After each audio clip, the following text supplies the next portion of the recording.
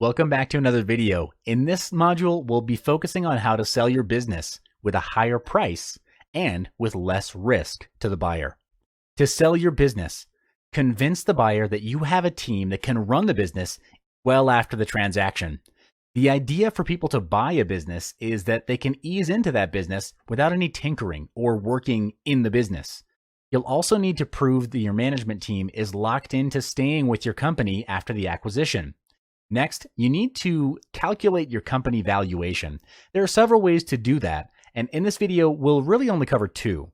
The first is enterprise value, or EV, over earnings before interest, taxes, depreciation, and amortization, or EBITDA.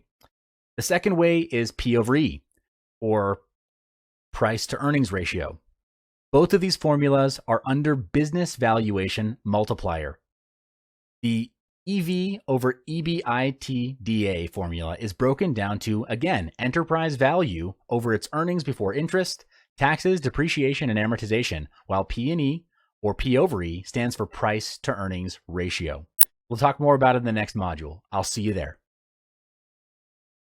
So how do you sell your business for a 4x to 12x multiplier? And what's a multiple anyway? A multiple measures some aspects of a company's financial well-being, determined by dividing one metric by another metric. The metric in the numerator is typically larger than the one in the denominator. A multiple works in a way that it is a measurement of risk. The inverse or reciprocal of a multiple shows the current return on an investment. So the higher the multiple, the less risk a buyer perceives in the transaction, and the more likely they'll pay more for the investment. For example, the inverse of a 4x multiple is 25%. For a buyer to require a 25% return on an investment, the business may not be growing or is in a tougher, more capital-intensive industry. Either way, a general interpretation is that this investment is pretty risky. In comparison, the inverse of a 12x multiplier is, get this, 0.08%, meaning that the buyer would be willing to pay 7 times only if the investment is much less risky. Okay, how to valuate your business. A multiple is calculated as multiple equals performance metric A over performance metric B. A multiple can be used to show how much your business is worth in the market and how much you'll be able to make by selling your business away. For example, using the P over E ratio, if you plan to sell your company at 12x multiplier, how much will the price be? Or how much should your company be earning before you sell it away? The price of the company can be estimated by multiplying the annual earnings of the company by the multiplier of 12. Simple maths, but this formula can only be used as a rough estimation of how much your business is worth.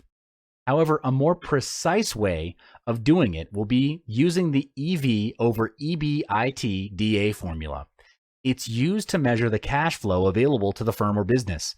EV to earnings before interest and taxes, also referred to as EV over EBIT, is used for less capital-intensive companies with a smaller depreciation and amortization expense.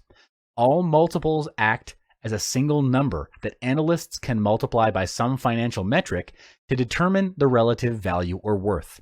With the EV over EBITDA formula, you'll be able to make comparison between you and your competitors who are doing similar types of business.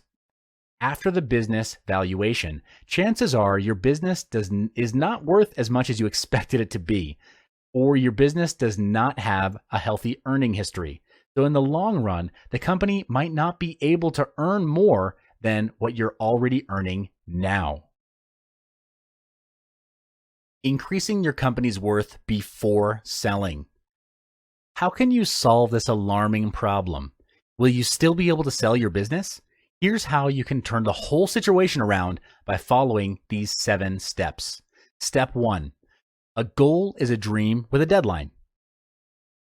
Set a target value on how much you want to sell your business for, and with a realistic time frame. For instance, if $5 million is a 12x multiplier, this is how you should be thinking. I want to sell my business for $5 million in 2 years' time. Find out how much your company needs to make annually to achieve your goal of selling your business away for $5 million. How can you achieve it? By driving in more sales, delivering more value, and having a higher profit margin. Step 2, bring in more sales. Create recurring revenue. Why isn't your business making money? Is it because your products or services are not fulfilling customers' expectation? Or could it be lack of sales? If it is, hire a sales team and a marketing team.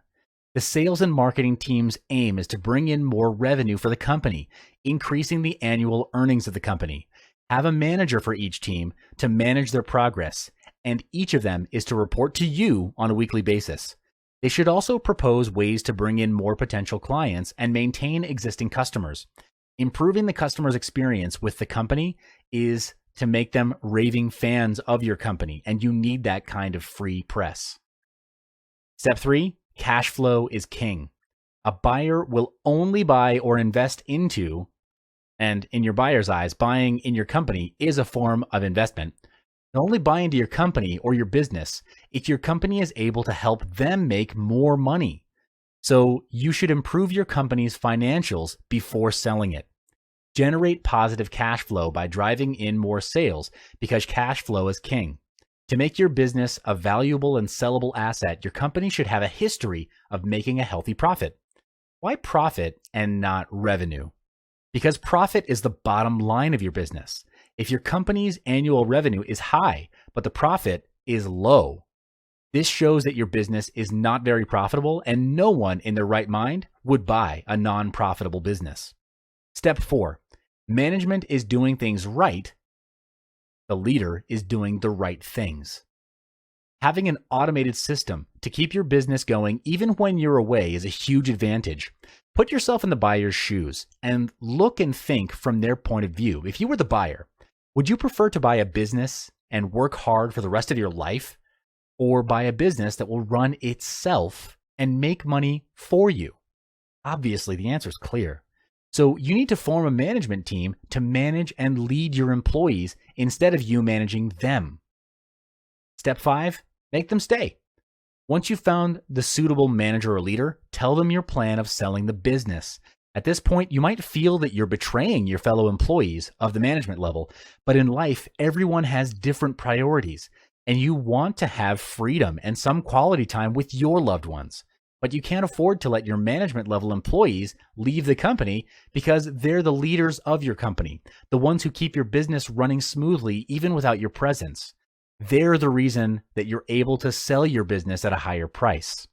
Here's where you launch a long-term incentive plan for the key management with a one-time special bonus in the event of the sale of your business to keep them in your company, and more importantly, to prove that the management team is locked into staying with the company after the acquisition.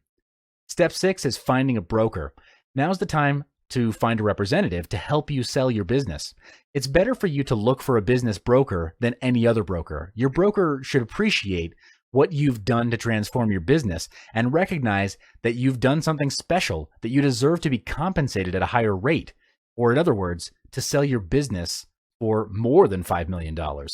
Contacting a broker is a wise choice, but what you also need to realize is that brokers typically charge a percentage of the proceeds of the deal in the form of success fee or commission. Step 7, after the acquisition. After selling your company or business, you'll be receiving a lump sum of money, and this is where you need to manage your personal finances very wisely.